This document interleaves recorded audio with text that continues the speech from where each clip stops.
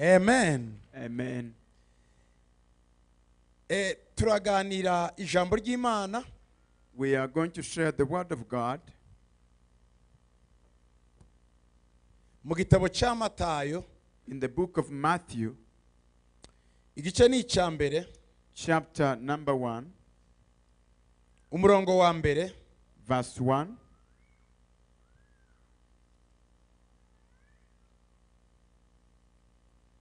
tugeze ku murongo wa karindwi, To verse 7, sorry, wa gatandatu. verse 6, verse 1 to 6. Amasekuruza ya Yesu Kristo mwene Dawidi mwene Abrahamu ngaya. Abrahamu yabyaye Isaka, Isaka yabyaye Yakobo, Yakobo yabyaye Yuda na bene se, Yuda yabyaye Peresi na Zera kuri Tamari, Peresi yabyaye Hesron, Hesron yabyaye Ramu, Ramu yabyaye Aminadabu, Aminadabu yabyaye Nahashoni, Nahashoni yabyaye Salomoni, Salomoni yabyaye Bowazi kuri Rahabu, Bowazi yabyaye Obedi kuri Rusi, Obedi yabyaye Yesayi, Yesayi yabyaye umwami Dawidi, Dawidi yabyaye Salomo kuri muka Uriya. Amen. The book of the generation of Jesus Christ, the son of David, the son of Abraham. Abraham begot Isaac, and Isaac begot Jacob, and Jacob begot Judas and his brethren, and Judas begot Phares and Zara of Tamar, and Phares begot Esron, and Esron begot Aram, and Aram begot Aminadab, and Aminadab begot Nason, and Nason begot Salmon, and Salmon begot Boaz of Rahab, and Boaz begot Obed of Ruth, and Obed begot Jesse, and Jesse begot David the king, and David the king begot Solomon of her who had been the wife of Uriah. Urebye ku murongo wa 16, If you could go to verse 16, ngo Yakobo yabyaye Yosefu umugabo wa Mariya ari we nyina wa Yesu witwa Kristo. 17, nuko basekuruza bose uhereye kuri Abrahamu ukageza kuri Dawidi ni 14, kandi uhereye kuri Dawidi ukageza igihe bimuriwe i Babyloni ni 14, kandi uhereye icyo gihe bimuriwe i Babyloni ukageza kuri Kristo ni 14. and Jacob, verse 16 through 17, and Jacob begot Joseph, the husband of Mary, of whom was born Jesus, who is called Christ. So all the generations from Abraham to David are 14 generations, and from David until the carrying away into Babylon are 14 generations, and from the carrying away into Babylon unto Christ are 14 generations. Iyo urebye muri Luka ibice bitatu, If you look at Luke chapter 3, umurongo wa 23, verse 23,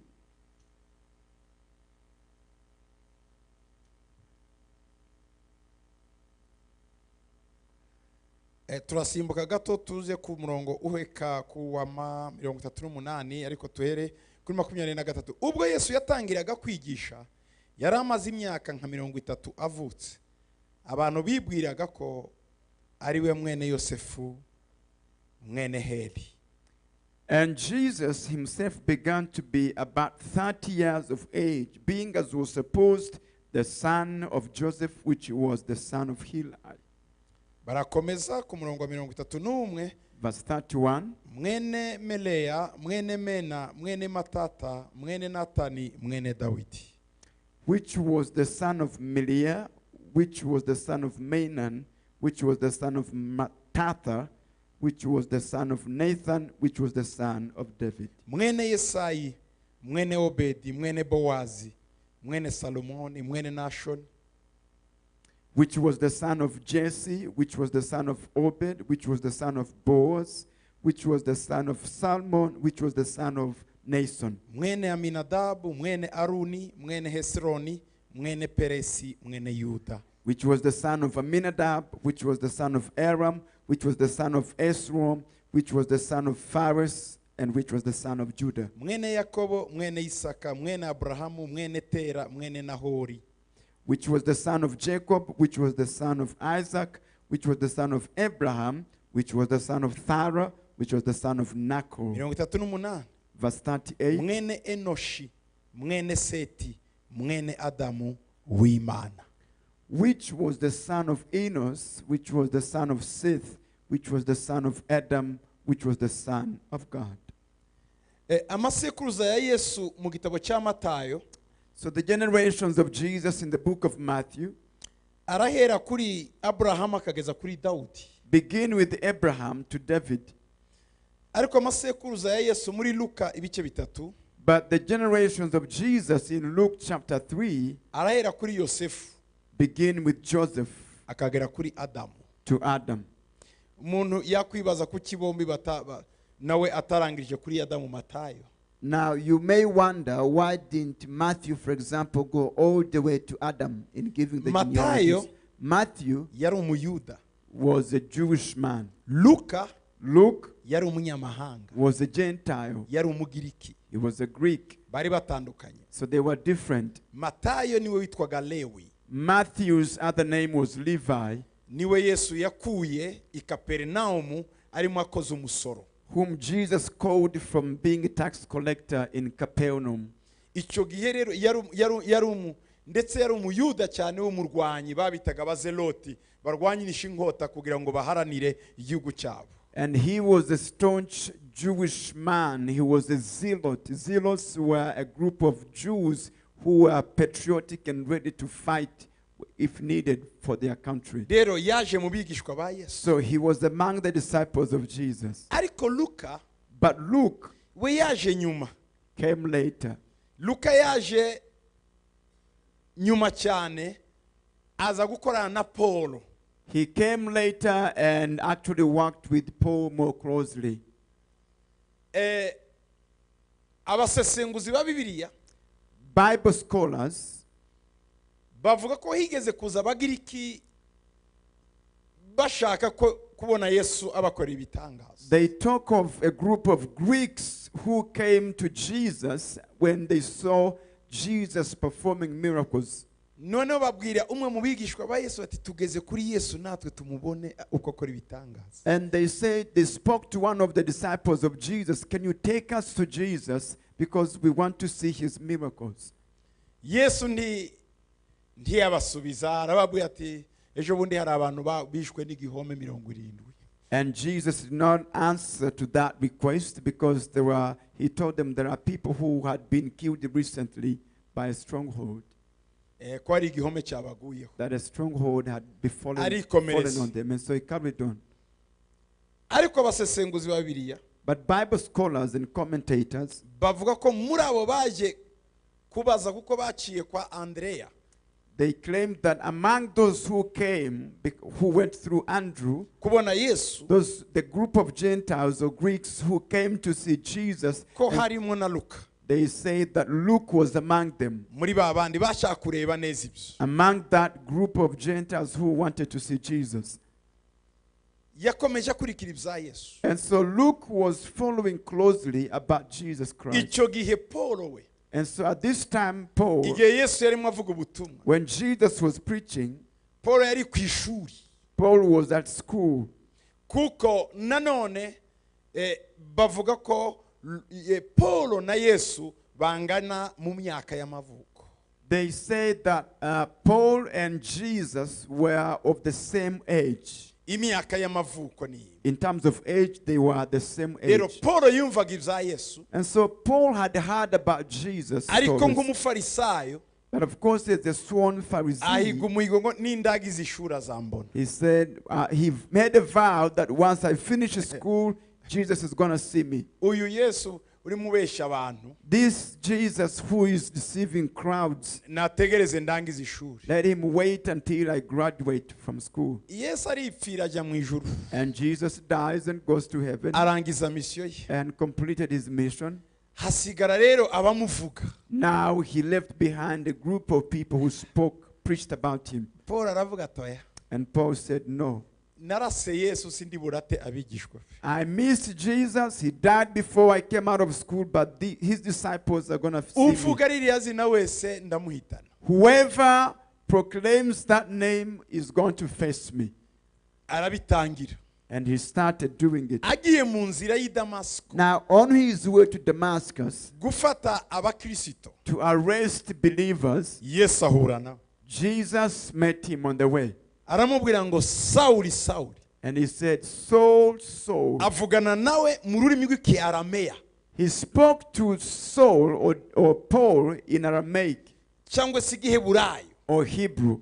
Paul aratangara cyane And Paul was astonished. Paul yari azi igiheburayo Paul understood Hebrew kandi yari azi ikiroma and he understood Roman cyangwa se ikigiriki or Greek.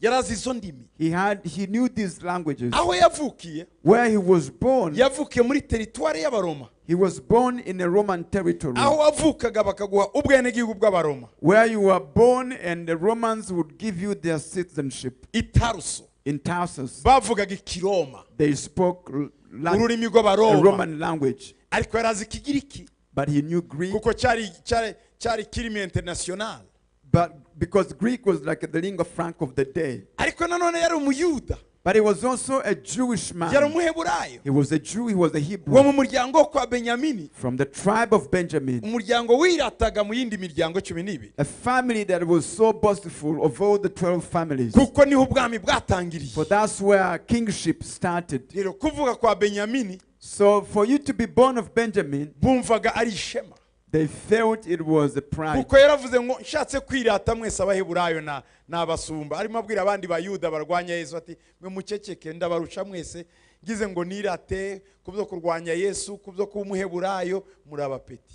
And so one time when Paul was addressing Hebrews, he told them, if I were to boast about Judaism or anything to do with Israelites, I would beat all of you because you are so junior to me.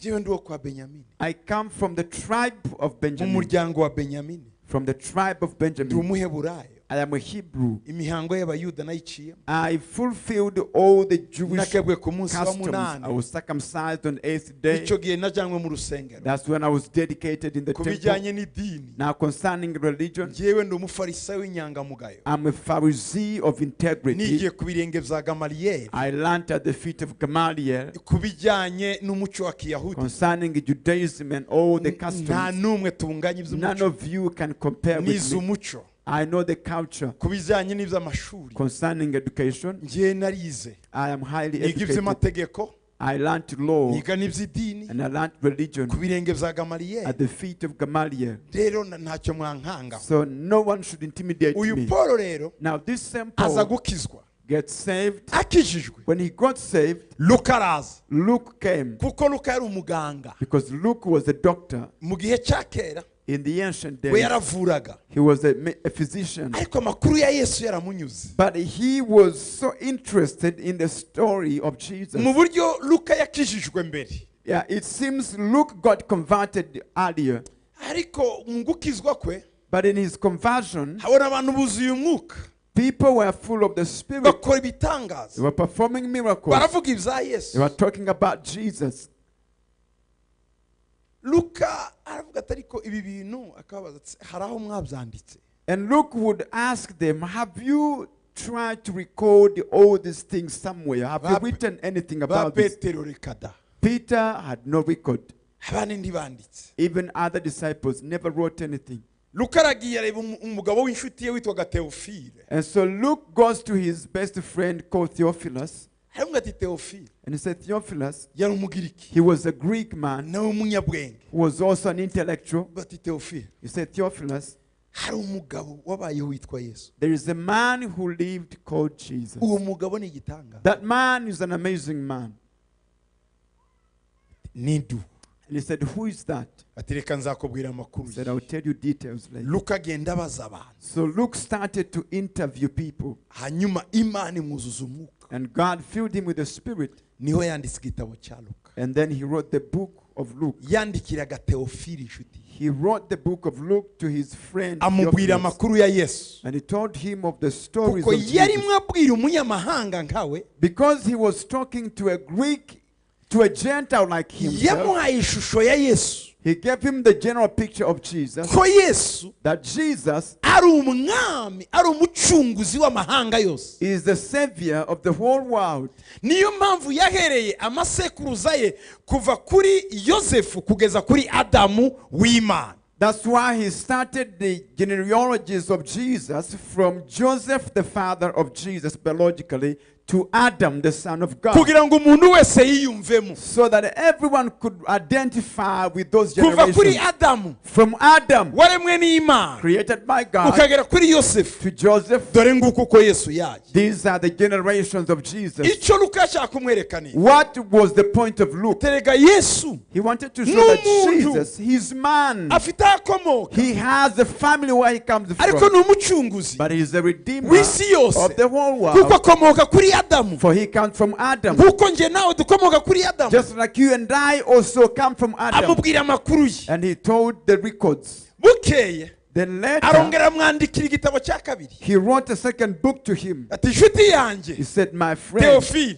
Theophilus, none ikigutangaza ko yesu atari umuntu gusa, what should amaze you that Jesus is not just a mere man, noneho ari imana. that he is actually God. ndakubwira ibyo yakoze nyuma amaze kugenda. I will tell you what he did after his departure. nubwo yagiye Although he has sent, yohereje ikintu bita umwuka he we, sent something called the Holy Ghost. wowe ni ibitangaza. Now the Holy Spirit is arimo arakora amazing. ibintu bikomeye. He's doing incredible things. wa mu yesu Now the same Jesus aracyariho, is still alive, ariko aragaragara mu mwuka. but he is now more spiritual. niho yanditse igitabo cy'ibyakozwe n'intumwa, That's when he wrote the book of the Acts. of the aramubwira ngo Apostles. nshuti yanjye He teofili, said, my friend Theophilus, kuko nabikwandikiye mu gitabo cya mbere, like I told you in my first book, nongeye kukubwira amakuru ya yesu now I bring to you more account of amaze Jesus, gupfa that after no death, kuzuka his resurrection, yiyeretse abigishwa he appeared to disciples iminsi 40, 40 days, agendana nabo, walked with them, akora ibitangaza doing miracles kandi abigisha and teaching them ubutumwa bw'ubwami, the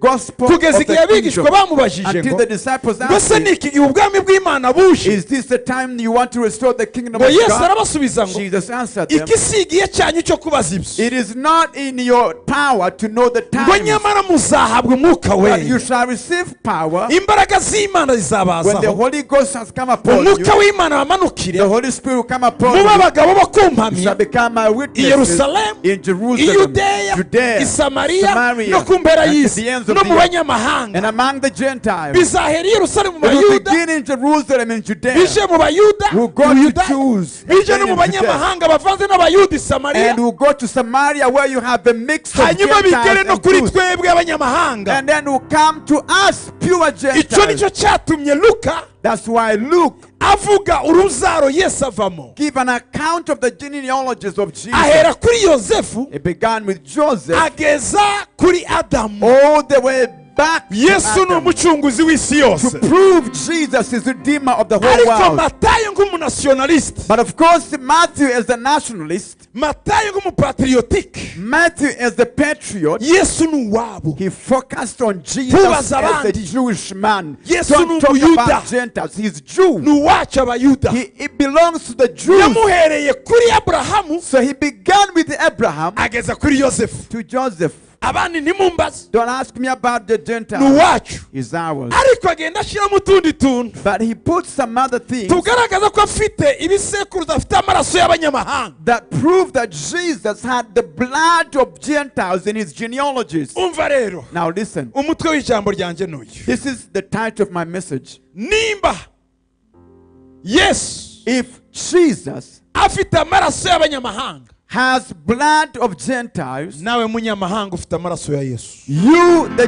Gentile, has the blood of Jesus. niba yesu afite amaraso y'abanyamahanga, If Jesus has Gentile blood, nawe munyamahanga urimo amaraso ya yesu. you, the Gentile, has the Jesus blood. iyi niyo nkuru dusomye rero muri matayo, That is the story we read in Matthew. ngo amasekuruza ya yesu kristo mwene dawudi mwene aburahamu ngaya. The genealogies, the generations of Jesus Christ, the son of Abraham and David, is this. arabihera kuri aburahamu He begins with Abraham akagera kuri dawudi. to David. mwibuke ko yesu yitwa Remember, Jesus is called intare y'umuryango wa yuda, the Lion of the tribe of Judah, ukomoka kwa dawudi, the son of David, mwene dawudi. the son of David. aha bibiri iravuga rero aburahamu, Now the Bible says Abraham, imana ikagenda ivuga amasekuruza ye. and he gave an account of his aburahamu genealogies. bwe Abraham himself si umuyuda, is not Hebrew. He's not a ni Jew. umuheburayo, He's a Hebrew.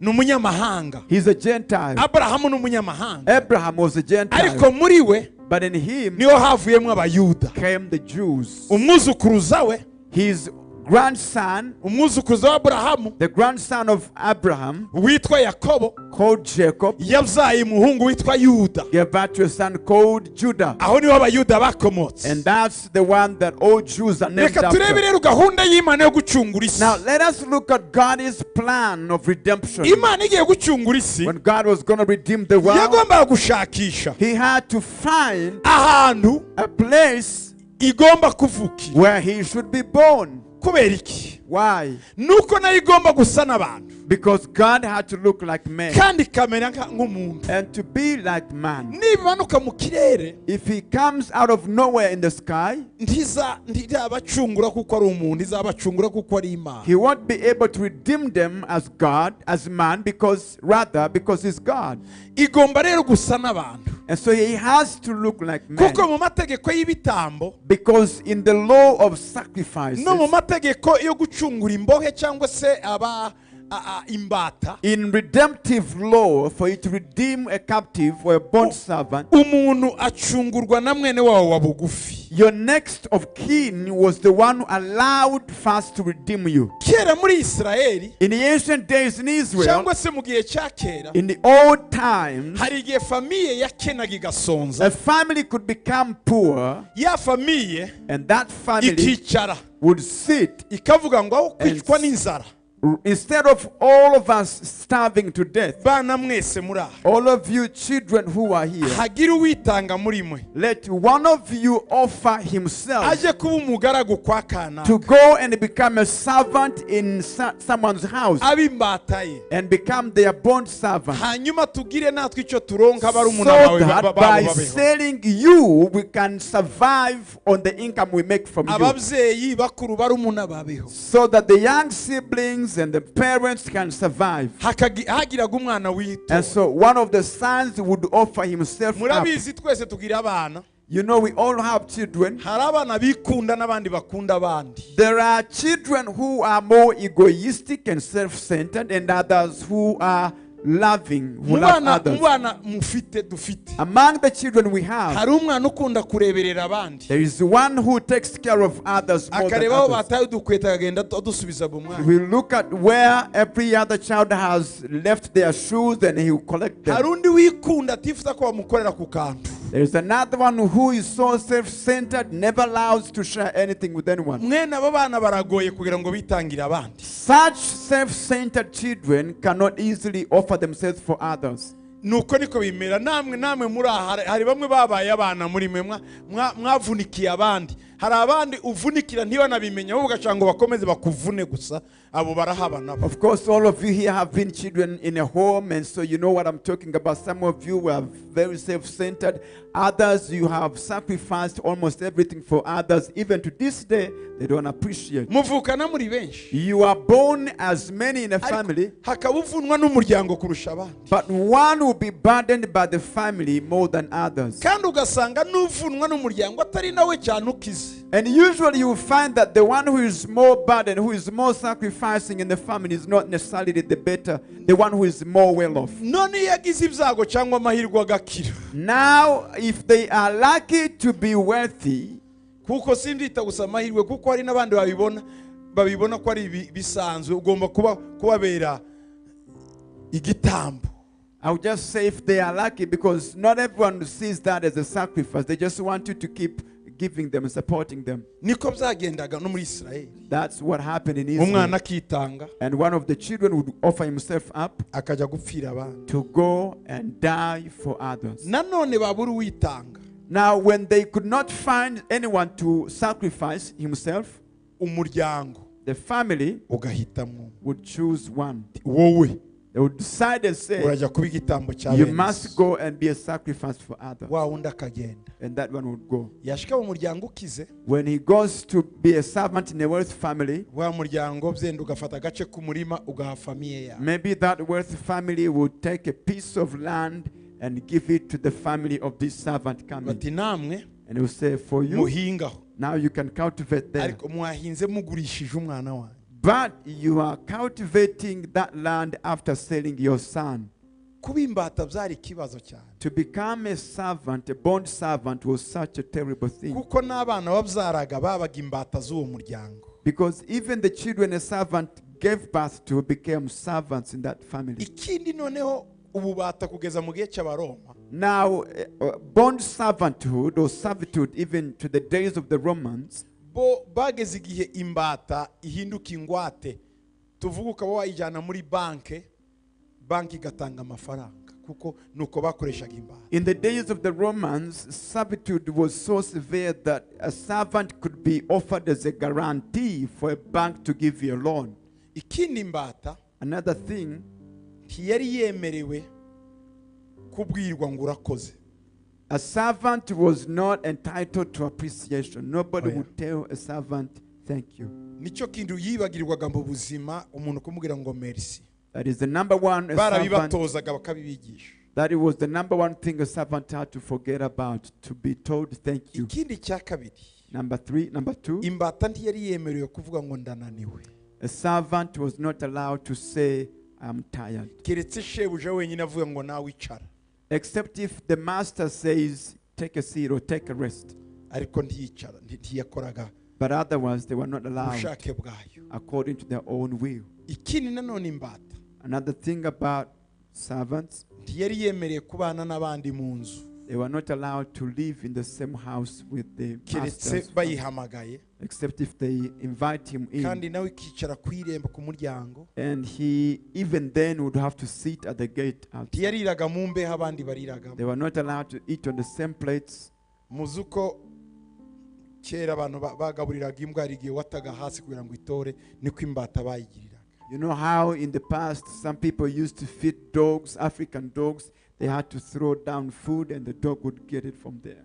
ni ukuvuga ko imbata So a slave ntiyari izi imbehe, had no clue about a plate. ntiyari izi intebe, They had no clue about a seat, a chair. yicaraga hasi, They would sit down kandi naho yemerewe kwicara hasi. and they would only sit where they were allowed. rero gufata umwana wawe Now, to take your son ukamujyanaho, and take him in such a condition, nuko wari uzi ko n'abandi bashize. it is because you would know this is the only resort you have, final resort you have.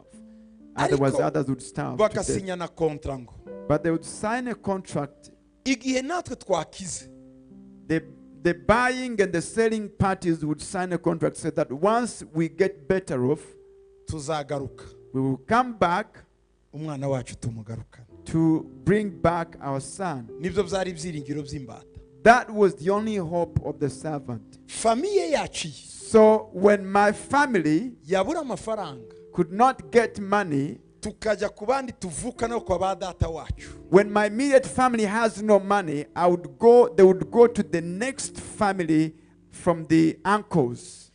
nanone kwa ba data wacu batagira uburyo, ariko tukaba tuzi ba data wacu tuvukana kwa ba sogokuruza, abo nabo tukajya kubareba. And if the immediate paternal uncles have no means to redeem the son, we would go to those who are brothers to our father, to our grandfather.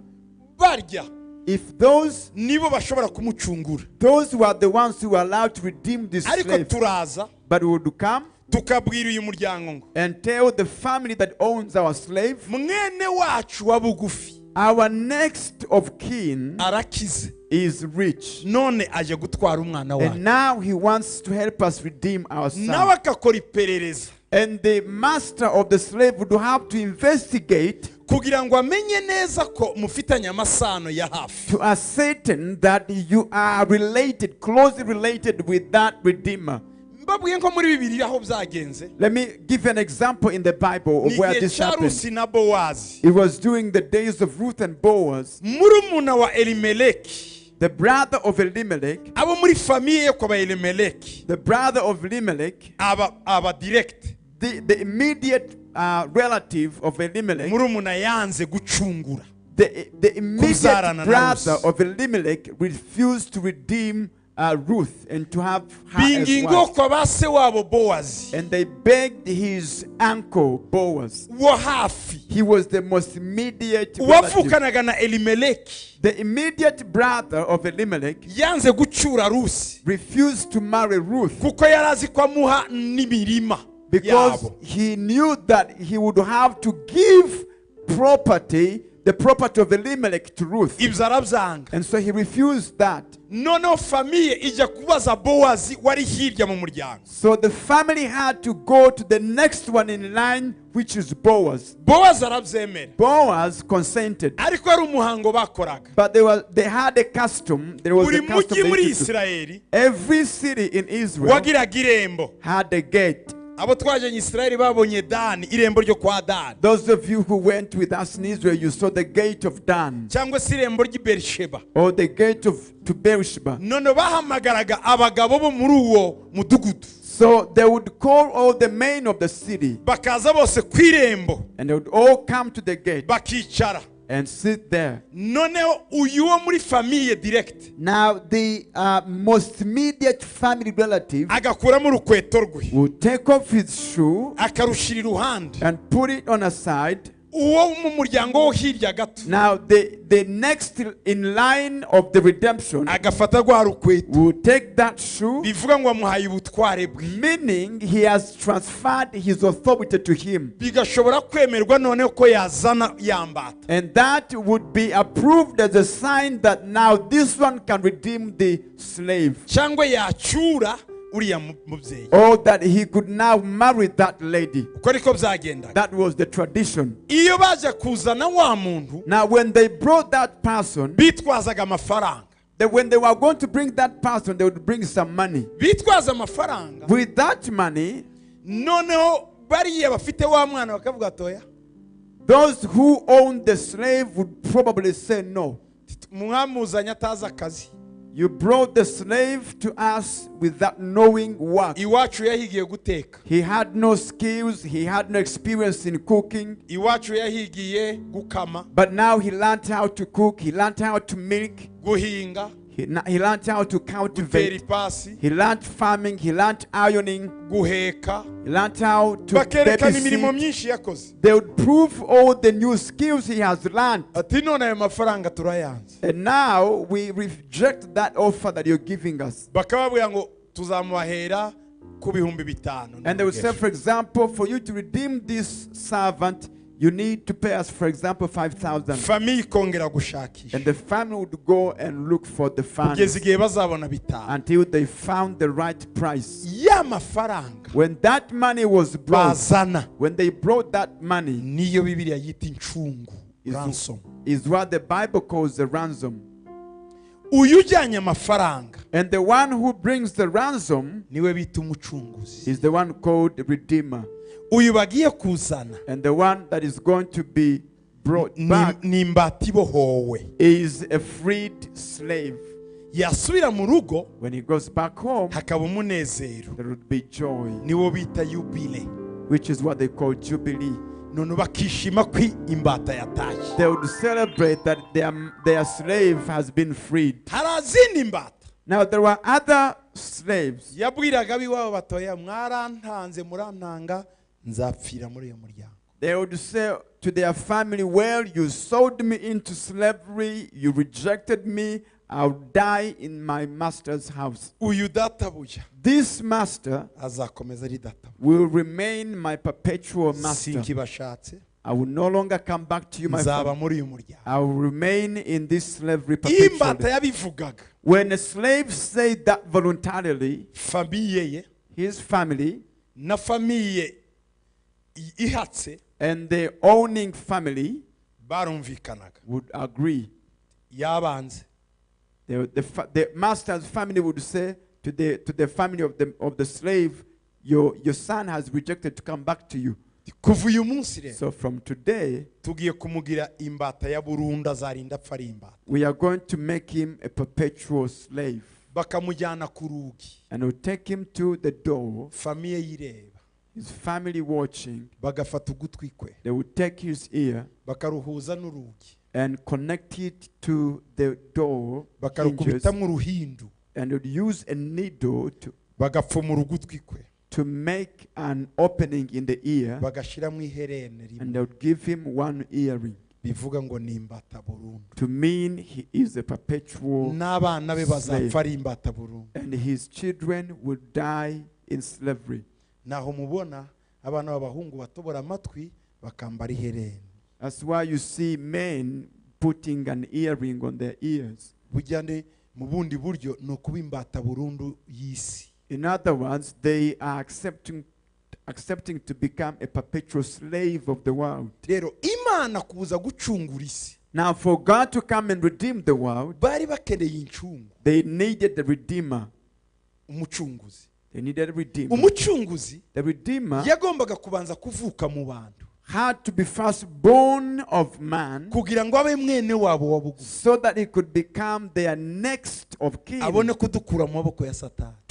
to be given access to get us out of the hands of the devil. niyo mpamvu uyu munsi That's why today dufite abantu babiri, we have two children, abitwa abarokore, those who are called the saved ones. ni abavuye mu bubata. They were freed from slavery. hari abandi banze, There are others who refuse. mu buryo bw'umwuka bagendana amahereni, Spiritually, they have the earrings of slavery. banze kwakira yesu ngo ababohore. They refuse to accept Jesus as their Redeemer. niyo mpamvu ubona ari imbata z'ibyaha. That's why you see them as slaves of sin. murabyumvishe neza. Now you understand this. imana rero Now God yagombaga guhitamo famiye izavukiramo. had to choose a family where he would be born. niho matayo atangiye atubwiye, That's the one Matthew started with. nibyo matayo atweretse. That's what Matthew is showing us. imana iraranganya amaso ku isi, God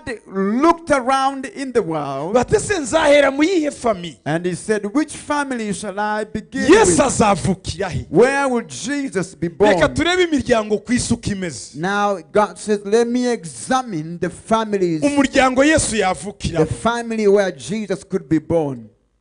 aho niho ibintu byari bikomeye. Things were tough. dore uko imana yabivuze mu itangiriro 18. This is what God said in Genesis 18.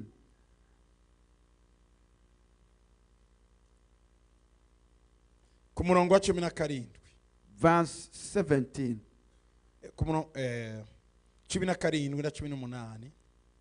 Verse 17 and verse 18.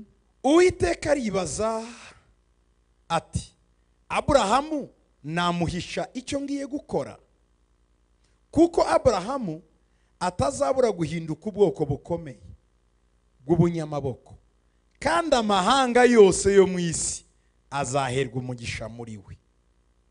kuko icyatumye mumenya ari ukugira ngo ategeke abana be n'abo mu rugo rwe bazakurikiraho, ari ukugira ngo bazakomeze mu nzira y'uwiteka, bagakora ibyo gukiranuka, bagaca imanza zitabera, kugira ngo uwiteka azanire aburahamu ibyo yamuvuzeho.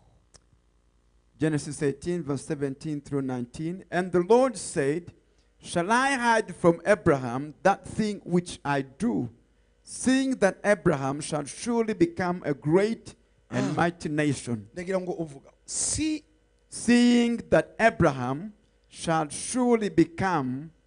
imana yarebye aburahamu, God observed Abraham, ngo yavuga ngo ndamubona uyu azavamo umugabo. seeing that Abraham shall surely become a great and mighty nation. And narebye mu bagabo bose ku isi, mbona mu bagabo bafite kuzaba abagabo bakomeye muri bo ni Aburahamu. Okay, uyu nguyu deja namuhitamo gatoya. urumva seeing, ijambo seeing ni vuga ngo nitegereje, ndimo ndareba, ndabibonye. Aburahamu azaba iki? Umugabo ukomeye. seeing that Abraham shall surely become a great and mighty nation, and all the nations of the earth shall be blessed in him. All the nation, amahanga yose azaherwa mu mugisha. umuntu agize ngo avuke kugira ngo agire mwene wabo babugufi, yaca muri Aburahamu, kuko arimo amahanga yose. ninza gucungura abantu, nzaba ndi mwene wabo babugufi ko mvuka kwa Aburahamu, mwumve imibare y'Imana yakoze. Komeza. And verse 19, for I know him that he Ngo will, kuko uyu mugabo ndamuzi, for I know him. That- Uyu ndamuzi. that he will command his children. Ijambo command niki? Ngo Abrahamu for I know him. He shall Command his command children his children. and his household after him. Uyu mugabo agira igitsure. This man is a man of discipline. Ntabwo azabona abana bagenda uko batagira ngo ariko bana banjye rwose, oya azaba karira. He will not look at his children misbehaving and just brush it off. He will discipline them. Hari ababyeyi batinya abana kugira ngo amubwire ngo wa mwana wikora akamubembereza, ariko sweetie wagize sweetie umwana. There are children there are parents who fear children. They see a child misbehaving and they begin to beg the child, sweetheart, how do you dare play with the child? Ariko sheri ako kantu wambaye kwerura kajyana ku ishuri deja yakambaye. No, mama ndakambara, kagasohoka kambaye ubusa nawe ubireba. Ntacyo genda mwana wanje. Niba gafata ku ngufu uzane. Pasite munsengere bamfatiye umwana. Yagiye yambaye ubusa umureba. You see your daughter, ugomba kumushira ku murongo. Apana umwana kugushira ku murongo.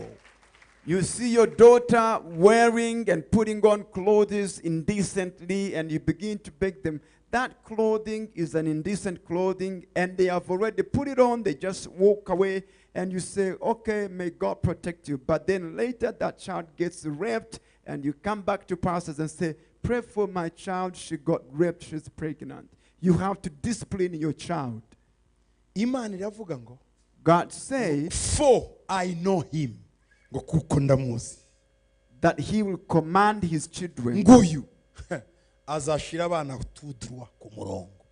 Imana ishaka gukora ikintu gikomeye mu muryango, ibanza kureba uko ababyeyi tudiringa n'abana, ko dukorana nabo. When God wants to do something powerful in a family, through a family, he will first examine how parents relate with their children, how they discipline them.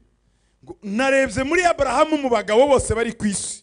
He says, I've observed all the fathers in the world. N'umugabo ndamuzi, for I know him. And God says, I know this one. He's a true man. For I know him.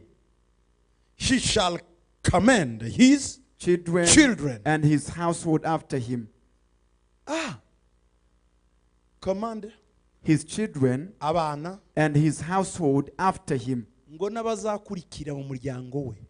And they shall keep the way of the Lord. Ngo abana ba Aburahamu n'abazakurikira ngo bazakomeza inzira z'Imana. To do justice and judgment. Ikindi bazakora ibyo gukiranuka no gutungana. That the Lord may bring upon Abraham that which he has spoken of him. Ngo none ko ari uko abigenza ngo Imana nanjye nzuzuza ibyo navuze.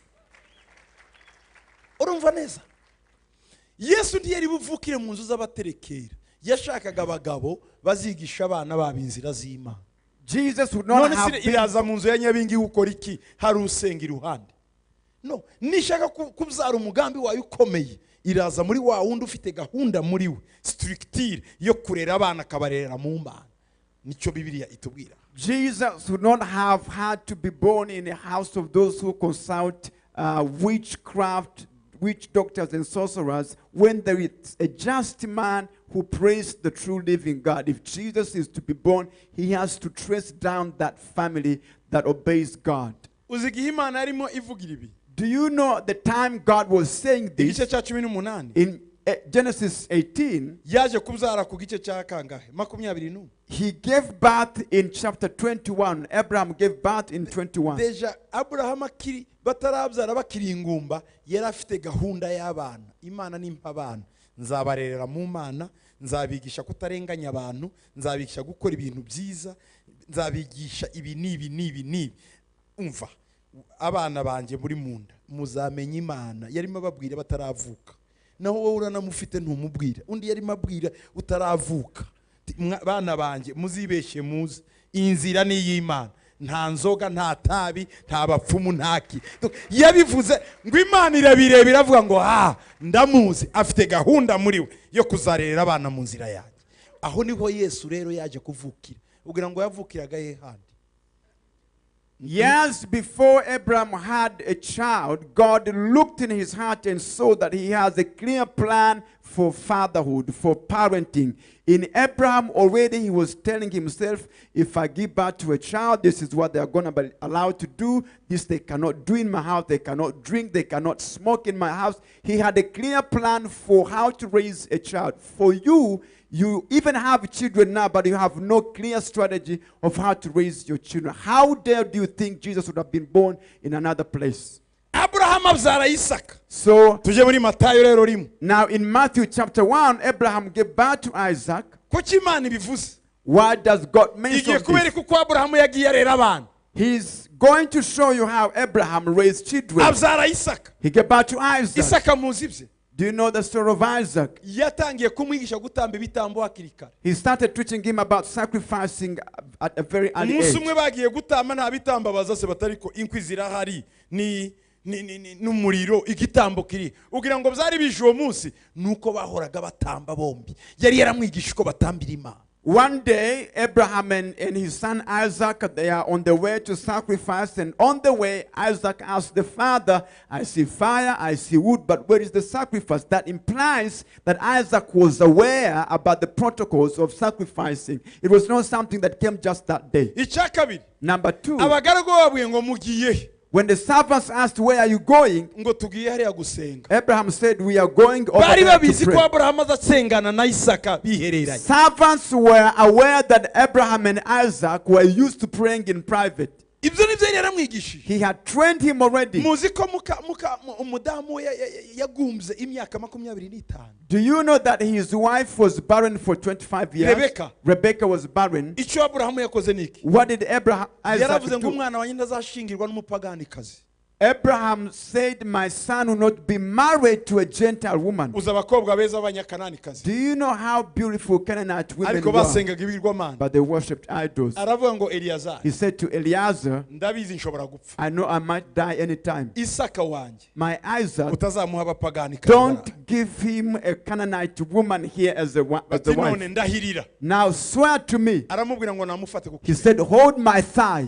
Rahira ufashe ku kibero. Swear by holding my thigh. Gwari umuvumo ukomeye w'ishindahiro. That would have been a great curse on Eliezer had he broken it. Uzasubira iwacu. You shall go back to my Ku bantu people, bazi Imana. to the people who know my Bazi ko God, nahamagawe n'Imana. who know I was called. Niwe uzanzanira umugeni That's why you w'umwana shall wawe. find me a bride for my son. Rebeka yaje ari umurokorekazi. Rebecca came as a born-again daughter.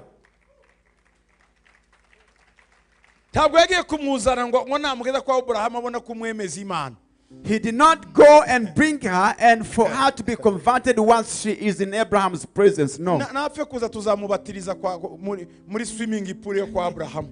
Just go and bring her. If she's not converted, we'll convert her in our swimming pool. No. Yari marera umwana. He had raised the son Yari yarabigambiriye mu mutima we ngo abana be bazakora inzira z'Imana. because he had purposed it in his way that his children would walk in the way of the Lord. Yari yaramwigishe kubaha ababyeyi. He had taught him how to honor parents Ndetse kubaha n'abakuru and to honor no adults kubaha Imana. and God. Mu mateka Bibiliya In biblical history, bavuga ko Isaka they say that Isaac, ise yagiye kumutamba when his father went to sacrifice afite him, imyaka 25. he was 25.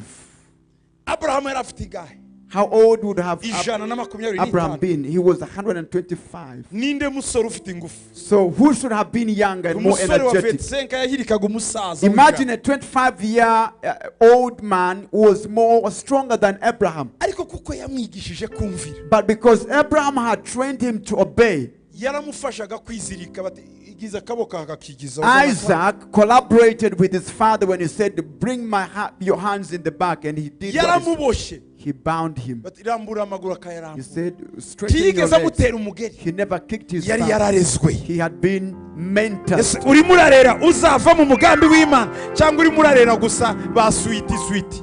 Are you raising a child who will fulfill the purpose of God in their lives, or just there sweetening them?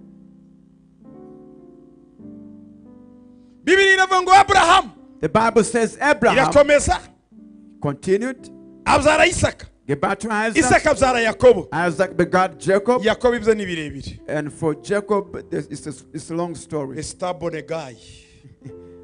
Umuntu wari nk'ubuhakanyi. Kari akabandi ko muri famiye. He was a stubborn guy in the family. Ariko nayo nkubwire ko But I will tell you mu that maraso ya Yesu in the blood of Jesus harimo no gucungura utubandi. is also redemption of stubborn people. Kubera iki? Why? Basekuruza ba Yesu barimo amabandi. Because the genealogies of Jesus include the bandits. Bamwise Yakobo. He was called Jacob. Yatangiye kwiba akiri muto. He started stealing when he was still young. Ngo bari mu nda bagiye gusohoka. While they were still in the womb about to be born, Bukuru yiteguye gusohoka nk'uko Imana yari yarabigennye. the elder son was ready to come out first as God's plan was. Yakobo yaragize amezi 9 arwana nawe mu nda ngo ninjye bukuru ndatariko ninjye waje mbere. Bararwana mu nda kugeza igihe Rebeka ajya kubaza Imana batariko se ni pinisiyo wamaye barara barwana mu nda. Imana batereka ufite amahanga abiri ihangane uzayabyare. Rebecca had a fight in her womb for a month. Even the day of birth when he was coming, Jacob was ready to come with his brother. And Rebecca asked the Lord, is this a punishment to me? God said, bear with this. You have 2 nations in your womb. Icyabaye niki? What happened? Umunsi wo gusohoka mu nda. The day of birth, Esau Imana n'abamarayika baramutegura. of course, Esau was prepared by angels and God to Agize come ngo first. asohoke. When he tried to come out, Yakobo mufata gatsintsino ati Jacob ntugende. held his heel. He said, you can't go out before me. Rebeka iyo nda yari imwishe. Rebecca almost died in delivery. Kuko ngo basohoye Esau ngo basanga Yakobo afite agatsintsino ke nawe ko araza inyuma. Because as soon as Esau was coming out, they realized Jacob was holding the heel of Esau. Wibaze mu nda. Just imagine a fight in the womb. Yafashe akarenge kamukuru yanze kukarekura nawe asohokana akaboko niko katangiye gafite akarenge. He had held the heel of his brother. His hand was on Esau's heel. Bagiye kumwitizira ati yewe atuyu ni Yakobo ni umujura yashaka kwiba mwene subukuru. When they were naming him, they said, this is Jacob, a supplanter, a thief. He wanted to steal from his brother. Yakobo Jacob, kuko atigishwe n'ababyeyi because he was not trained by kandi parents, Imana yakoranye isezerano na Abrahamu and yet God had made a covenant with Abraham, yigishijwe n'imibereho. he was trained by circumstances. Iyo utumviye ababyeyi wumvira ijeri niko babivuga. Ijeri ni kivugira hanze. Iyo utumviye ababyeyi wigishwa no mu gasozi kuko ijeri riba mu gasozi bigishwa n'amahanga. There is a certain insect that makes noise in the night, and so there is a saying in Kinyarwanda that if you don't obey your parents, you will obey that wild insect that makes noise in the in the night. Muranyumva neza? Are you hearing me? Yigishwa n'imibereho. So he was trained by circumstances. Aja kwa nyirarume asanga nibandira imurenze kabiri. He went to work for his uncle, and his uncle was a thief double. Abajura babiri bahuye rero. Now imagine 2 thieves working together. Yakobo akamwiba inyana y'ikigondo undi akagaruka atariko twavuganye nawe ko wewe uzatwara igaju. Jacob would steal a spotted calf, and he would change his wage and say, no, you were supposed to take brown cows. Wibaza ahantu hindura abageni. Now imagine a place where they exchange brides for you. Yakunze uyu. You love this one, Ariko igihe cy'ubukwe bakaza n'uwo adakunda. but on the wedding day they bring the wrong bride for you. Yakobo ageze aho abwira abantu batumva. Nabonye undi utareka ndahenje gukorera urwanjye. Umva turi abagangi twemba ariko uri hejuru. Jacob realized, this is the master robber. I know I'm a supplanter, but Laban, you were a supplanter on another level. I better go back to my country. Batumva. Say, listen, Imyaka 21. 20 years I've labored for you. Umaze kumpindurira ibihembo inshuro 10. You have changed my wages 10 times. Reka ndahe. Let me go back home. Antuka icyo nkeneye ni Imana. All I need is God. Ngwagera hitwa Peniel ahura n'Imana. And then he got to a place called Peniel, and he encountered God. Agera kuri Yaboki. Then he came to Jabbok, imana iramubwira ati mva rero and God said, listen, barakwigishije ababyeyi ntiwumva parents taught you, you didn't listen. labani yarakwigishije Laban has taught you, ariko nanjye ndashaka kukwigisha but I want to teach you myself. atumva rero ngiyo nkoze ngora no kuyigufwa. Now listen, for me, when I have to teach you, I will even have to touch your bone. uwo munsi yatashe yamugaye, On that day, he walked limping. imbaraga ze zose n'ubuyuwayi burashira. All his arrogance and his power was gone. icyo imana yashakaga ni iki? What was God is helping? hazavamo umuntu muri we, Shall come a man out of him. hazavamo umuntu muri we. A man shall come out of him. ngo yakobo yabyaye yuda, Jacob begat Judah yuda yamubyaye kuri leya. from Leah. leya nde?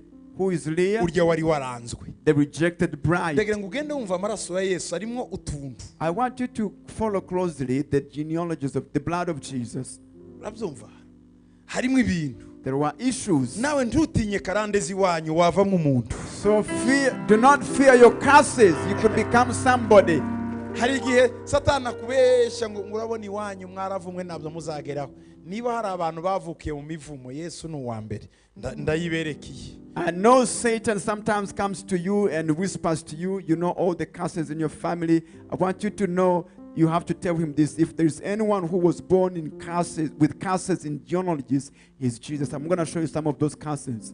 ariko ntibyatumye atavuka. But it never stopped him from being kugira ngo born. nawe umunyamahanga urimo imivumo uzahabwa umugisha. So that even you, the Gentile with curses, will get a blessing. amubyara kuri leya, And he had Judah from Leah, utarakundwaga na yakobo. who was rejected by Jacob. byari bikomeye. It was very serious. yuda nawe And Judah ngo abyara peresi begat Phares na zera kuri tamari. and Zara of Tamar. ndagira ngo muzi inkuru za zera na za I tamari. think you know the story of Tamar and Zerah. mu itangiriro 38 In Genesis 38, hari inkuru ibabaje cyane. there is such a sad story. yuda yabyaye abana, Judah gave birth to sons. nawe arabyara, He gave birth to sons, ba bana baza gupfa. and the sons died. itangiriro 38. Genesis 38.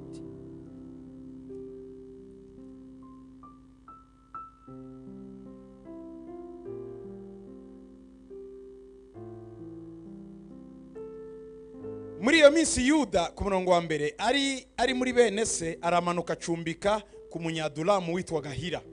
yuda abonayo umukobwa wa shuwa umunyakanani, aramujyana aramurongora. asama inda abyara umuhungu amwita eri. yongera gusama inda ayibyaramo umuhungu amwita onani. yongera kubyara undi muhungu amwita shela. yuda ubwo yamubyaraga yari kezibu. Verse 1 to 5. And it came to pass at that time that Judah went down from his brethren and turned into a certain Adulamite whose name was Hira. And Judah saw there a daughter of a certain Canaanite whose name was Shua. And he took her and went in unto her. And she conceived and bore a son, and he called his name Er. And she conceived again and bore a son, and she called his name Onan. And she yet again conceived and bore a son, and called his name Shelah, and he was at Kezib when she bore him. mwibuke Remember, yuda Judah niwe imana ifitemo amasezerano kuzabyara masiya. is the one that has promised to produce the Messiah. bari bene yakobo bose 12. They were 12 sons of Jacob. sinzi igipepo cyamufashe. I don't know what demon came to Judah. ati ngewe ngiye kubyo kwanjye, Out of nowhere, he says, I'm going to go my own way. bene data sizongera kubana nabo. I will not dwell among my brethren ngo anymore. aramanuka aragenda, He goes down ngo acumbika ku munyadulamu and lived with a certain Adulamite witwa hira. whose name was uwo Hira. mugabo yitwaga shuwa uwo mugabo yari afite umukobwa witwa shuwa w'umunyakanani. That man had a daughter called Shua, who was a Canaanite. abanyakanani baramye ibigirwamana. The Canaanites who worshipped idols. abo aburahamu yanze ko The ones whom Abraham refused Isaac that arongora. Isaac would marry. yuda we aragenda Now Judah goes arongora and umunyakanani, marries a Canaanite woman. kandi uyu niwe yesu azavukiramo. And his bloodline is where the Messiah is supposed to come through. yivumbura kuri bene se, he became arrogant to his brothers. aragenda ajya ukwe He breaks away and goes on abana his side. n'umunyadulamu Lives with an Adullamite ahabona man. umukobwa mwiza And ashuka it's a beautiful daughter. aramurongora And he married her. babyara n'abana batatu b'abahungu They had 3 sons. uwa mbere yitwaga eri The first was Er. uwa kabiri onane The third Onan. uwa nyuma yitwaga shela The third was Shelah. byagenze gute So what happened? amaze kubabyara After giving birth to this ngo son, yuda asabira imfura ye eri umurongo wa gatandatu umukobwa witwa tamari And Judah took a wife for Er his firstborn, whose name was Tamar. eri imfura ya yuda yari umunyabyaha mu maso y'uwiteka imana iramwica And Er, Judah's firstborn, was wicked in the sight of the Lord, and the Lord killed him. kubera iki Why? yakoze ibyaha He committed sin k'umwana w'imfura as his firstborn. imana irabona ngo sinaca muri uyu And God said, I cannot bring my Messiah through him.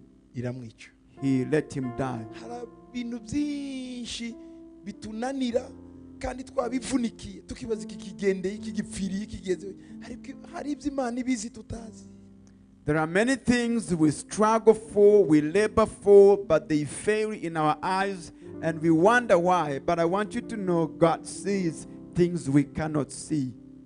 ku murongo wa gatanu yuda abwira onani murumuna we ati hungura muka mwene so kuko bikwiye umugabo wabo ucikure mwene so ku murongo wa munane yego Verse 8, and Judah said unto Onan, go in unto your brother's wife and marry her, and raise up seed to your brother. onani amenya yuko umwana atazaba uwe nuko aryamanye na muka mwene se ashyira intanga hasi kugira ngo adacikura mwene se. and Onan knew that the seed should not be his, and it came to pass when he went in unto his brother's wife that he spilled it on the ground, lest that he should give seed to his brother. icyo yakoze icyo cyari kibi mu maso y'uwiteka nawe aramwica. And the thing which he did displeased the Lord, wherefore he killed him also. mu bayuda In Jewish custom, traditions, umudamu a wife, iyo apfakaye when she became a widow, ntibashaka gutakaza izina ry'uyu mukuru wapfuye they wanted to maintain the name of the deceased bafataga husband. umuvandimwe we So they would take the brother of the deceased mubera umugabo and tell him to marry her, the kugira ngo izina widow, rya mukuru wawe rigumeho. so that the name of the deceased brother is maintained. ariko abana bavutse But the children who are born, bitwa izina rya eri ntibitwa irya onani. they would be named after the deceased, not the living brother icyo who gihe married her. byatumaga arongora umugore wa kabiri we abana bazitwa be. And so the new brother who married the widow would have to marry a second wife so that he can have children who bear his own name. bikaba bizwi ngo uriya ni muka eri nubwo yapfuye. It would be known in society that this is Eri's wife, although Eri is dead and his wife is married by n'abana his brother. bakitwa eri. And the children would be named after uwo wari the umuco. deceased. That was the tradition. onani arabireba So Onan looks at that. ngewe mzare bite abana banje eri. So I give birth to children and be named after Eri, my brother. igihe cyo kubyara cyagera When time came during their lovemaking, imbuto z'akazisuka he hasi would pour down the seed on the ground. kandi umugore And yet the wife, ntashobora kubivuga. of course, the wife could not report byari this. ibanga ryo mu nzu. This would be a secret of their marriage. imyaka iragenda abantu bavuga ngo tamari ni ingumba tamari ni ingumba. Years passed by when people thought Tamar kandi ntari is bubwire barren. sebukwe. And she wouldn't tell her Dore ibyankorera. father-in-law to say, this is what your son is imana doing. irayibona iri mu ijuru God saw it in heaven. ibona agahinda ka tamari He saw the sorrow of Tamar yica onani. and he killed Onan. imana yishe onani When God killed Onan, yuda agira ubwoba. Judah was terrified. ku murongo wa 11 Verse 11, maze yuda abwira tamari umukazana bati guma mu nzu ya so uri umupfakazi ugeze aho umwana wanjye shela azakurira kuko yibwiraga ati nawe ye gupfa nka bene se. then said Judah to Tamar, his daughter-in-law, remain a widow at your father's house till Shelah my son be grown. For he said, lest peradventure he die also, as his brethren did. And Tamar went and dwelt in her father's house. tamara aragenda aguma mu nzu ya se. And Tamar went and dwelt in her father's house. uzi ibyo bamubwiye? You know what they told her? Genda wicare iwanyu You go back to your father's house kugeza igihe ka shera kazaba akagabo, until this little Sheila becomes a grown-up man. uzabona kugaruka. Then you come back. ariko mu by'ukuri But to tell the truth, si byo yari afite mu mutima. it was not her intention. kuyamvira iruhande amaze kunyicira abahungu babiri atazica naka. Oh, that was not the thought that Judah had. He was saying secretly, she has laid to the death of the other two brothers. I don't want my son to die again. aragenda biwabo So she went and lived in her father's ategereze house, ko shera azakura akamurongo. waiting for Sheila to grow up and marry her. ibintu birakomeye bene data. Things were serious. sinzi ko abakobwa b'ubu baba bagitegereza. I wonder whether the women of today would wait for that long. Okay. cyangwa nabyo ntibikibaho, of course. The Of practice. course, that is no longer practiced today. hashize iminsi umukobwa wa shuwa muka yuda arapfa. yuda amaze kumwereza azamuka aje itimuna aho abagaragu bakemuriraga intama ze, we n'inshuti ye hira umunyadulamu. And in process of time, the daughter of Shua, Judah's wife, died, and Judah was comforted and went up unto his sheep bearers in Timnath, and he and his friend Hira the Adullamite. kuko umugore we yarapfuye Because wa his Yuda. wife died, the wife of Judah, hanyuma ajya ku kiriyo barakirangiza. he mourned until the official close of the afata morning. inshuti y'umunyadulamu bajya kureba amatungo ye itimuna, He took his Adullamite friend Hira to Timnath, ngo babwira Tamari bati sobuko arazamutse agiye itimuna gukemuza intama ze. yiyambura imyenda y'ubupfakazi, yitwikira umwenda mu mutwe arisesura, yicara mu marembo ya Enayimu yo ku nzira igitimuna, kuko yabonye shera amaze gukura ntibamumuhe ngo amuhungure. And it was told Tamar, saying, Behold, your father-in-law goes up to Timnath to shear his sheep. And she put her widow's garments off from her, and covered her face with a veil, and wrapped herself, and sat in an open place, which is by the way to Timnath, for she saw that Sheila was grown, and she was not given unto him to wife. yarategereje, She waited. shera arakura, Sheila grew aba up, umugabo, became a man. ntibaza kumucura. They didn't bring her back to imyaka marry. yose yagiye All the years she yari was yambaye gone. umwambaro witwikiriye wirabura w'abapfakazi. All this time she had put on a garment of widowhood, a black veil. niko byari bimeze mu bayuda. That was the tradition. umuntu wese amubonye akabona ari umupfakazi. Everyone who would see her with this black veil would Ntawe- know that she's a widow. ntawakurongora. Nobody would marry you kuko uri umupfakazi w'ahantu. because you are a widow. baramubwira ati wamenye amakuru, So they told her, Have you heard? sobukwe yajya, Your father-in-law has come. ari muri aya mama, ari muri izi nzira, He is in this area. kandi umuhungu yarakuze, And the son has grown up. ntibigeze bamuguha. They never gave Nawe him arabibona. to you, and she could see it. hanyuma araza And she came ku marembo ya Enayimu. to the open gate. Tamari Tamar, asa neza, she was beautiful. yiteye amavuta meza, She was perfumed. yikuramo imyambaro She y'ubupfakazi, took off the robe, the ariko veil aza of yitwikiriye mu widow, maso, but she came covered in her face. aza ku marembo ya Enayimu, She came to the gate of Timnath aricara and sat aho itimuna, there at Timnath, aho yaraje. where the father-in-law was coming. Bibiri iravuga ngo ku murongo wa 15, Verse 15. yuda amubonye agira ngo ni maraya, kuko yari yitwikiriye mu maso, atambikiraho ari iruhande rw'inzira, aramubwira ati ndakwinginze turyamane, kuko yari atarazi ko ari umukazana we. aramubaza ati nituryamana urampa igisaruro ki?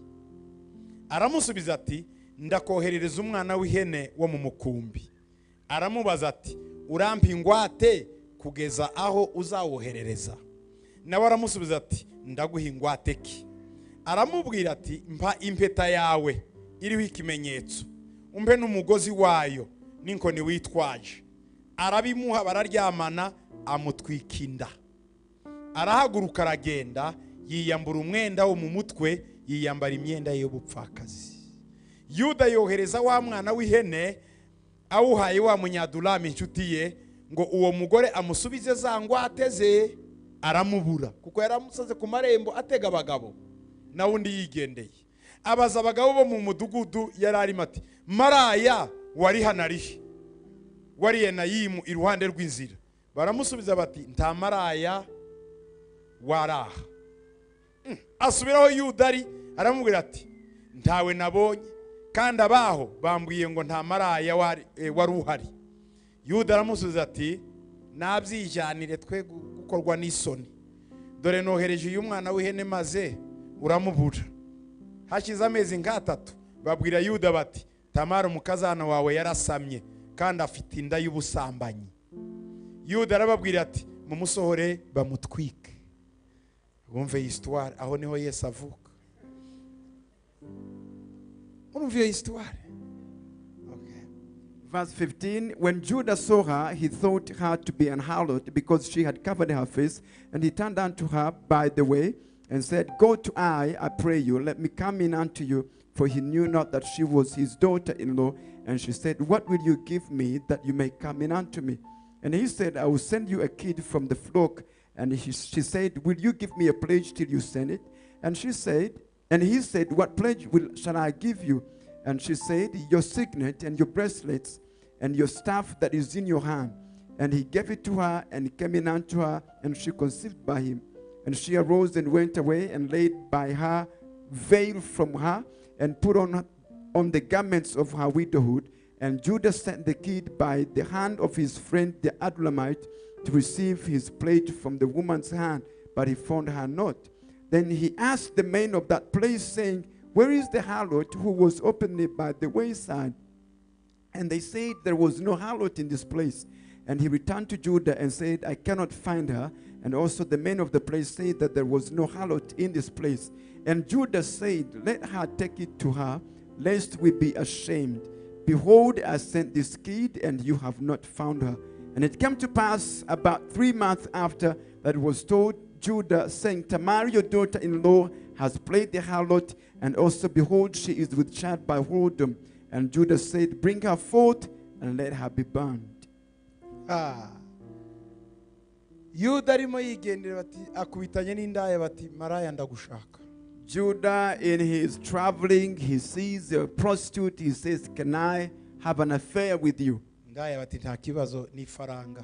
The prostitute says, It's okay. You just have to pay for this. Bati, suramba ngahe? He said, How much do you want? Ndaguha agahene. I'll give you a goat. Okay. A young goat. Ndakabona nde? How will I get the goat? Impingwate. She said, Give me a surety, a Giuza guarantee. kohereza agahene ndabibwirwa niki? How can I be sure that you will send me the goat? Wewe mbwira ingwate ushaka. He said, What guarantee do you want? Yari afite impeta He had a signet iriho umugozi. and a bracelet Iyo ni impeta y'ikimenyetso bateraho nka signature. which acted as a stamp in their days. Afite Like a n'inkoni. seal. He also had a staff y'ubutware bwa Yuda. of the authority of Judah, Bumwe Bibiliya ivuga which the Bible says, ya nkoni ye. that staff. Ati mpa iyo nkoni. He said, Give me that staff. Hanyuma wowe nurangiza akazi unyohereza ihene ndabiguha. Then after the affair, just send me, after your work, just send me the goat, and then I'll give back your Yuda guarantee. aragiye. Judah goes away. Atumye umunyaduramu bati wowe He sends- utazwi He sends the Adullamite man who is not known. ntwarira ka gahene akumpere Please impeta take- yanjye n'inkoni. Please take the goat to her and let her give you the guarantees I left her Aragiye with. ageze ku nzira hajya imaraya yariri When he came to where the harlot had been, aramubura. he couldn't find her. Ajya mu mudugudu. He went to the city. Ati nta maraya ubaha. Is there no a harlot in this city? Ati ntitugira maraya. He said, We have no city here. How can Ejo it be? hari maraya Just twasize. the other day, there was a prostitute here at the Aho gate. iwacu ntihaba imaraya. He said, No, we don't have a prostitute. Asubiye here." kwa Yuda. He goes back to Judah. Namubuze. I couldn't find her. Nabajije I n'abanyamudugudu. inquired from the city people. Bati They said they yewe don't have anyone. mwihorera bitware. He says, Well, just let her take it. Tudakorwa n'isoni. Otherwise, we Sinzi icyo bizamumarira we nabitware. could be ashamed. I mean, it is nothing really. Nyuma y'amezi atatu. 3 months later, Amagambo. words. The story You. spreads. Judah, umukazana aratwite your daughter-in-law is pregnant. ntituzi aho inda We yayikuye. don't know where she got the pregnancy. Iki He said, what? aragiye mu mudugudu, He goes to the village. musohora umukazana wanjye, Bring out my daughter-in-law. agomba gupfa She must be put to death kuko because yatwite inda itari iyacu. she became pregnant by Kuri Yuda prostitution. kumwica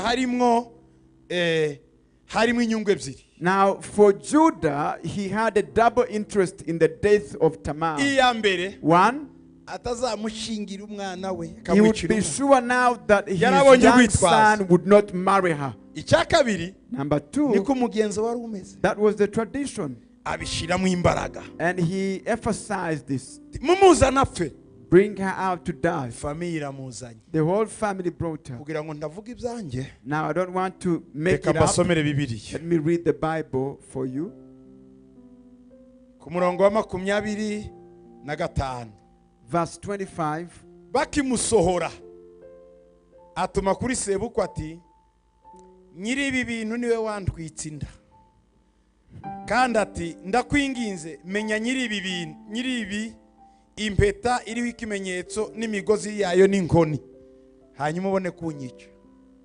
When she was brought forth, she sent to her father-in-law, saying, by the man whose these are, am I with child? And she said, the son, I pray you, whose are these, the signet and the bracelets and staff? Bankuba Yuda kakanya gatoya. Now, just imagine that you are Judah for that moment, for this moment. Wahuruje village yose bakwicire umuntu. You have summoned the whole village to stone someone you are Uri accusing. muravuga wanze guceceka. You are speaking unceasingly, accusing her. Mumwice. Let us kill her. Bamufashe. When they brought her, Ariko mumbwirire data bukwe, she says, but please tell my mbere yo father-in-law, kunyica amenye nyiri iyi mpeta n'umugozi wayo n'inkoni, hanyuma abone before kunyica. killing me, may he decide whose signet is this and whose bracelet and whose robe Abagabo is this. baraje. The men came. Mbere yo kumwica yatubwiye ngo umenya nyiri ibi bintu. They said to Judah, she told us to find out who is the owner of these things. Impeta ni iya Yuda, The signet had Judah. umugozi ni uwa Yuda, The bracelet was inkoni ni Judah. iya Yuda. And the staff was Judah's. Bayuda nawe Now I want you to wakwirengagiza pretend that you are ukamwica Judah. cyangwa wakwemera isoni. Would you ignore that evidence and go ahead and kill her, or would admit Ariko the shame? nzi abagabo bamwe I know some men bo mu bihugu bimwe of certain countries yakwemera akamwica aho kwemera ko ari ibye. who would rather have her killed than admit that these are his. Abo bantu namwe mushobora kuba mubazi.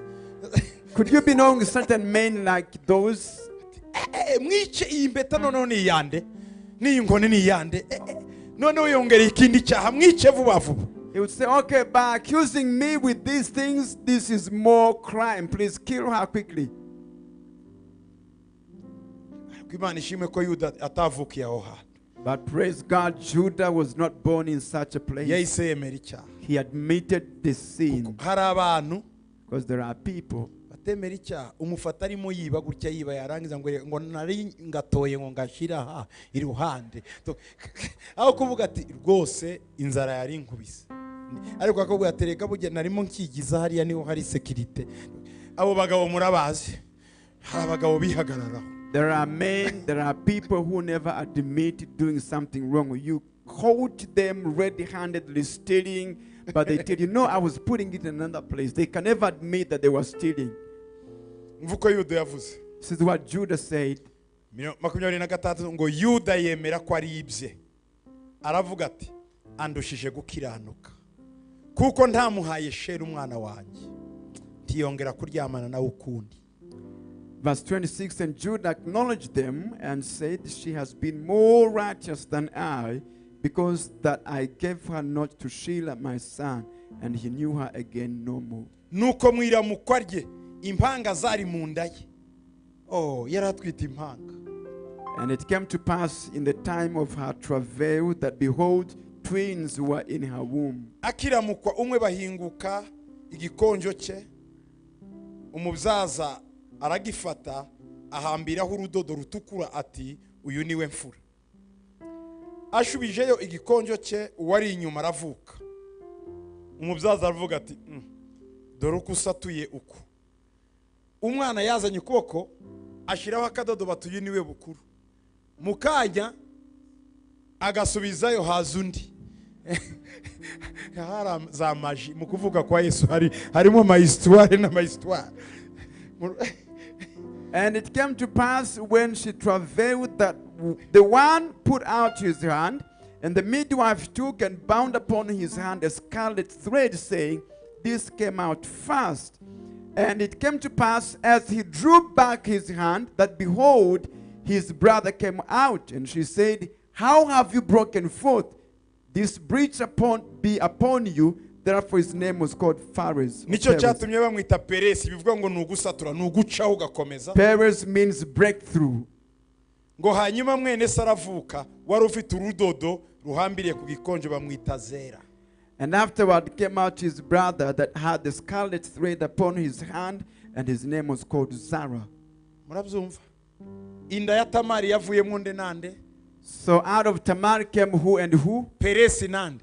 Phares and Zera. Zara. Ninde watangiye kuza mbere agasubirayo? Who came out fast Ni and Zera. retrieved? That was Ninde Zara. wapasuye agacamo? Who broke through and came fast? Peresi. Phares. Subira muri Matayo Now rero. let's go back to Matthew Igice cya mbere. in chapter 1. Yuda yabyaye Peresi na Zera kuri Tamari. Ku murongo wa gatatu. Verse 3, and Judas begat Phares and Zara of Tamar, Peresi yabyaye Hesironi. and Phares begat Ezron. Zera baramuretse bakomeje umuryango wa Hesironi. So now they are moving away from Zara to Ezron, Hesironi yabyaye Ramu. who gave birth to Aram, Ramu abyara Aminadabu. Aram to Aminadab, Abyara Nashoni. and Nashon, Abyara Salomoni. and Solomon. Solomoni abyara Bowazi kuri Rahabu. Begat Boaz of Rahab. Rahabu muramwibuka? You remember Rahab? Yari indaya yahe? She was Yeriko. a prostitute of Jericho. Muribuka binjira? You remember the spies? Ngo yagiraga akazu ku rukuta kureba abagabo batambuka. Bakazamura. We bazengurukije igihome Yeriko, Rahabu agenda yubaka akazu hejuru y'igihome kuzareba abapasaje batambuka. Niko kari akaziki. Rahab's house was on the wall of the city. At the top of the wall, the people of Jericho made a wall around their city for protection. But for her, she put her house at the wall so she could see the men passing by. Muribuka n'umunsi ba Yoshua baje ngo hari akadodo kamanuka mu gikuta. And you remember when Joshua comes to attack Jericho, there was a thread going down from the house, Kagaragazaga ngo aha ni kwa Rahabu. which proved this is Rahab's house. Bamaze kumuzana nawe Rahabu yakize mu Yeriko. Niwe wakize wenyine na familia yake. She's the only one and her family that survived the attack of Jericho. Nubwo yari maraya, Although she was a widow, yari afite umutima mwiza. although she was a prostitute, she had a good heart. Acumbikira abakozi b'Imana. She hosted the servants of God, the spies, Abo Yoshua yari yohereje gutata. the spies that Joshua had sent. Imana bati nawe nzagukiza. And God said, I will save you. Bati icyo nzakugororera. What I will reward you, Nzagushingira umuyuda. I will get you married to a Umugabo Jewish witwa man, Salomoni. a man called Salmon. Bamubyaraho Bowazi. And he gave birth to Boaz of Rahab. Nyina wa Bowazi yari Rahabu. So the mother of Boaz was Rahab. Bowazi nawe And yabyaye Obedi kuri nde?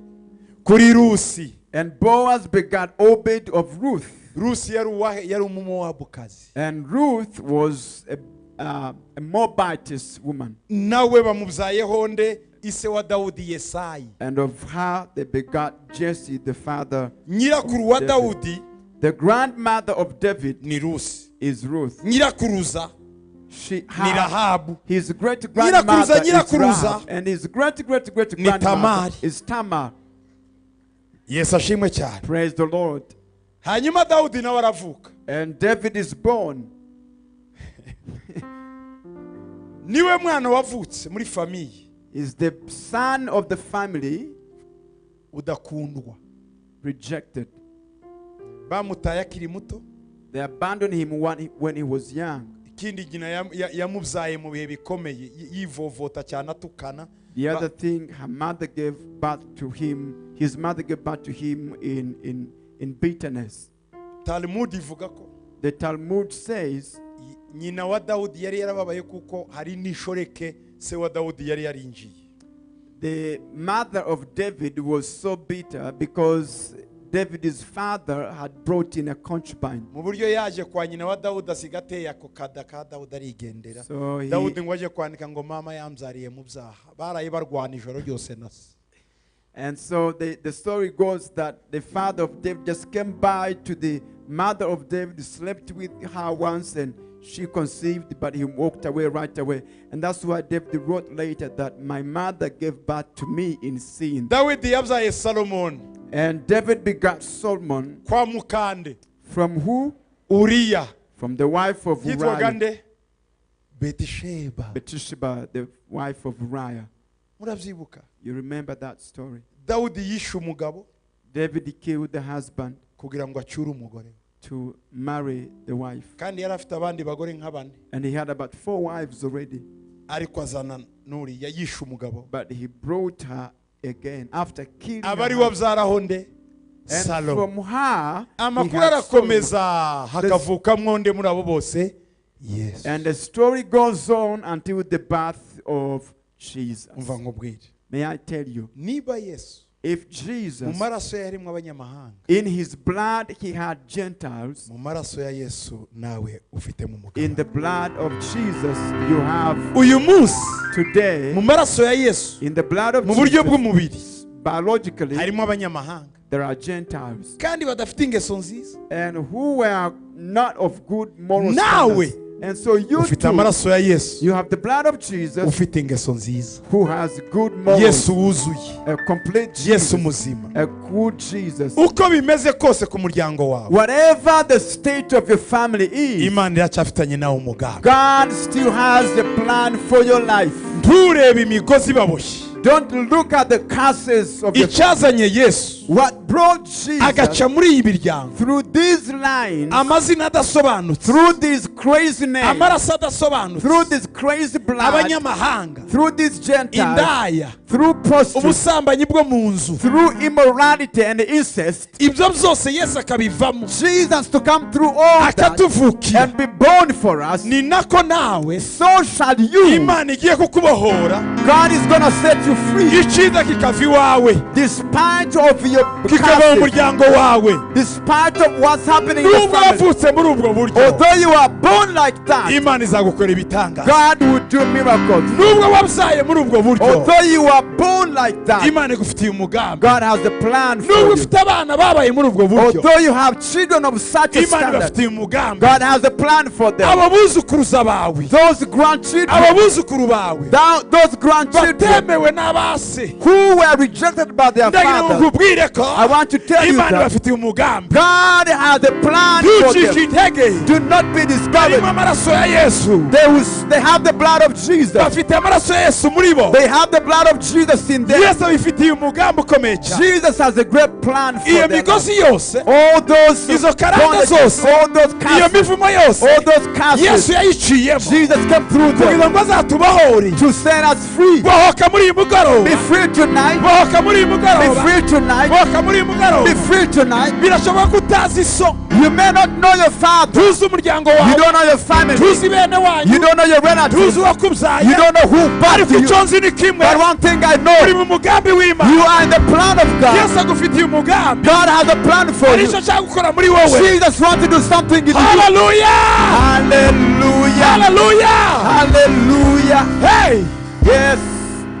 komera Be na strong. Yesu umucunguzi wawe Even Jesus, your afite Savior, ibisekuruza bidasobanutse, had immoral genealogies. nawe afite ibisekuruza bidasobanutse. He had immoral generations in his Ibyo bloodline. ntibikuvune, Don't you be troubled anymore. ntukikubite ngo kuki navukiye muri uyu muryango, Don't you wonder why was I born in this family? kuko na Yesu ntiyabivuze. Because Jesus never complained about it. Ntabwo Yesu yavuze ko avuga kwa Rahabu, He never mentioned that he was born of Rahab. ntabwo avuga ko avuga kwa Yuda na He never tamari said he is the descendant of Tamar and ntabwo Judah. yesu yitotombye ko ava kwa betisheba Jesus did not complain that he is the descendant of ahubwo Bathsheba, yarishimye but he rejoiced kuko yaraje kuzuza umugambi w'imana that he had come to fulfill the purpose nawe of God. umugambi w'imana ugomba kuzura mu buzima bwawe Your purpose, the purpose of God must be umugambi w'imana fulfilled. ugomba kuba mu buzima bwawe God's plan must be done in your life. haleluya Hallelujah. haleluya Hallelujah. umugambi w'imana The plan of God ugomba kuzura mu buzima must be bwawe fulfilled in your ugomba life. kuzura mu buzima Must be bwawe fulfilled in your ugomba life. kuzura mu buzima Must be bwawe fulfilled in your life. reka dusengane nawe Let's muri iyo stand up mpamvu. and pray. mwami yesu Lord Jesus, aba ni abana bawe these are your ubu ni children. ubwoko bwawe These are your mu people. izina rya In the yesu name of Jesus, ndagusaba ngo I ask you, ndaguhamagara I ngo call upon you. wigaragaze kuri buri umwe wese hano. Manifest yourself to everyone. abafite mwami Those who have ibisekuruza bidasobanutse immoral genealogies, n'abafite ibisekuruza biboshe those who have